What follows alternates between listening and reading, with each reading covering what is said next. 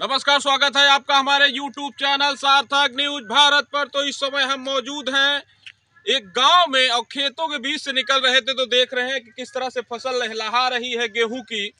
और यहाँ एक दादाजी लेटे हुए हैं, इनसे समझेंगे कि यहाँ लेटने के पीछे क्या राज है। एक तरफ राम मंदिर बन रहा है, राम प्राण प्रतिष्ठा होने। दादाजी बैठ जाइए। ये पुआल पर आप इस तरह से क्यों लेटे हुए हैं यहाँ? ये जो है हम जानवरों की रखवाली, छुट्टा जानवर जो हैं उनकी रखवाली कर रहे हैं और रात के 12 बजे तक हम रहते हैं यहाँ पर और पूरा दिन रहते हैं।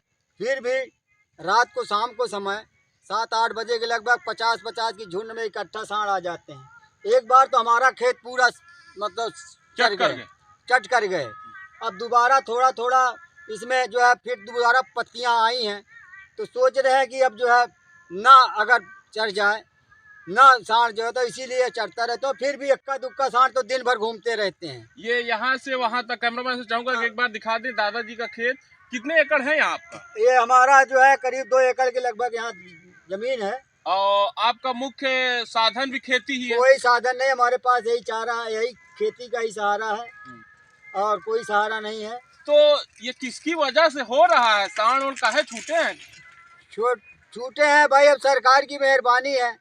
जानवरों की बाजार बंद हो गई है, लोग अब मनमानी हो गए हैं। तो राम मंदिर बना रही है, 22 तारीख को प्राण मंदिर बना रही है सरकार। इससे तो खुश हैं आप लोग? मंदिर बनाने के लिए सरकार का स्वागत है, उनके मैं तारीफ करता हूं कि इतने दिन से राम मंदिर नहीं बन के तैयार हो रहा है। हमारे को बहुत खुशहाली है और भगवान राम के प्रति हमारी बहुत आस्था भी है, समझे कि नहीं। गुरु मंत्र भी राम राम का ले रखा हूँ। मगर जो है जानवरों, क्या नाम हुआ दादाजी आपका? हमारा नाम केशव प्रसाद मिश्रा है। अच्छा, मिश्रा जी हैं, तब तो फिर आप बीजेपी वाले हैं? हाँ, बीजेपी के हैं, पुराने कैंडिडेट हैं। हम आजकल 40-45 साल से बीजेपी कैंडिडेट हैं और बीजेपी को ही हमेशा वोट करते हैं। बीजेपी से तो संतुष्ट है सरकार। तो जो आवारा जानवर घूम रहे हैं, बस इसी की वजह से मैं परेशान हूं। सरकार से आप योगी सरकार से नाराज नहीं है? नाराज तो है, नाराजी इसी से है कि सरकार इसका प्रबंध कराए, गौशाला खुलवाए, इसका कहीं बेड़ा बनवाए, ब्लॉक वाइज बनवाए या तहसील वाइज बनाए जिसमें बड़ा बेड़ा हो। ये छोटे जानवर उसमें जाएं, या तो किसानों को राहत दें, जिनके पास गऊ हैं गऊओं का जो है भाई उनको सहारा दें, पैसे द्वारा मदद करें। तब जो ये छोटे जानवर लोग, जब तक बाजार खुलेगा नहीं। दादाजी, लोकतंत्र में जनता के पास एक चाबी होती है। हाँ, बहुत कुछ तो अधिकार नहीं है, पर एक अधिकार है सत्ता बनाने का और बिगाड़ने का। हाँ। तो 2024 का चुनाव आ रहा है। हाँ। एक तरफ मोदी सरकार है, मतलब एनडीए गठबंधन। हाँ। दूसरी तरफ इंडिया गठबंधन बन रहा हाँ। है।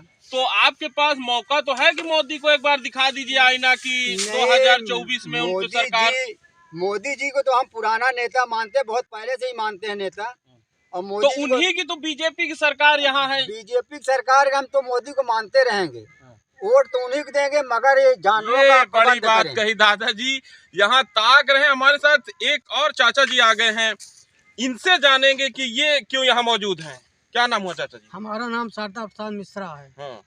तो इतनी ठंड है, पारा लगभग 8-9 के आसपास है। उत्तर भारत पिछले 4 दिनों से कड़ाके की ठंड की चपेट में है। हाँ। फिर भी आप खुले आसमान के नीचे रोड पर क्यों खड़े हैं? भाई जानवर के लिए खड़े हैं। हा? जानवर इतने हैं, 40-50 जानवर हैं। जिस खेत में घुस जाते हैं वो पूरा का पूरा साफ कर जाते हैं। हाँ। हाँ। तो कितने बजे तक रहेंगे आप ताकेंगे? क्या उम्मीद है कि मान लो आप ताक रहे हैं। हाँ। और 8 बजे 9 बजे चले गए। हाँ। उसके बाद आ गए तो क्या कर लेंगे आप? तो क्या करेंगे भाई, अब तो रात भर ठंडी में थोड़े मरेंगे। हाँ। तो सरकार जो लगातार रिपीट हो रही है, योगी सरकार 2022 में फिर आ गए हैं और उन्हीं के सरकार आने के बाद इस तरह से सांडों का आवारापन हुआ है, खेतों का नुकसान हो रहा है। इसके पहले भी नुकसान होता था? 2017 के पहले भी? नहीं, पहले नहीं होता था। ये 4-5 साल से शुरू हुआ। हाँ। तो सरकार तो मंदिर बना रही है। अरे तो मंदिर जो है प्राण प्रतिष्ठा है 22 तारीख को। हाँ। तो इसको लेकर सरकार कह रही है कि हमारा तो वोट बैंक है, मंदिर के नाम पे ही आ जाएगा। तो इस सांड की तरफ तो सरकार का ध्यान ही नहीं है। इसको लेकर आपकी क्या मांग है किसान होने के? भाई ठीक है, भगवान रामचंद्र जी का मंदिर बना, हमको बहुत खुशी है। अच्छा, खुशी है? हाँ। तो इसी के आधार पे हो सकता है वोट भी आप दे दें मोदी को? भाई देंगे, बहुत पुराना हम भी कैंडिडेट हैं। तो इस समस्या का हल कैसे होगा? तो इसको तो भाई मोदी जी हल करेगा, उनके ऊपर है। भाई उनका अब सत्ता लाएंगे तो इसको जो है दूर करें, तभी तो किसान जो है थोड़ा खुशहाल होंगे। हाँ, तो 2024 का चुनाव है तो किसके साथ, इंडिया गठबंधन या फिर एनडीए गठबंधन मोदी के साथ? मोदी के साथ। मोदी के साथ ही रहेंगे। हाँ। मतलब आप रात दिन ताक लेंगे पर रहेंगे मोदी के साथ। भाई वो ध्यान देंगे ना, कहा थी हम तो उम्मीद यही करते हैं कि भाई चुनाव जीतने के बाद कुछ ध्यान देंगे किसानों की तरफ। किसानों की तरफ कहते हैं कि किसानों की हमने आय दुगनी कर, दादाजी जानेंगे किसानों की आय दुगनी करने को लेकर एक सवाल रहा है काफी समय से कि किसानों की स्थिति उस तरह से नहीं सुधरी है जिस तरह से बाकी क्षेत्र देश के सुधरे हैं। चाहे विज्ञान हो, भारत आज चांद पर पहुंच गया है, सुरंग टनल बनाए जा रहे हैं पर्वतों को काट कर, तो देश एक तरफ तरक्की कर रहा है। लेकिन क्या किसानों की व्यवस्था में आजादी के 75 साल बाद भी आज कुछ बदलाव आपको नजर आता है? किसानों का विकास बहुत तेजी से हो रहा है, देश का विकास भी बहुत तेजी का साथ हो रहा है। मगर ये जानवरों की समस्या अगर मोदी जी हटा दें, इनका कोई प्रबंध करा दें, तो मोदी जी जो है भाई हमारे तो बहुत भगवान है, समझ लो। तो मोदी जी अगर सांडों की समस्या हटा दे तो मोदी जी अरे फिर तो बल्ले बल्ले हम मोदी की, वैसे भी बल्ले बल्ले रहेगी।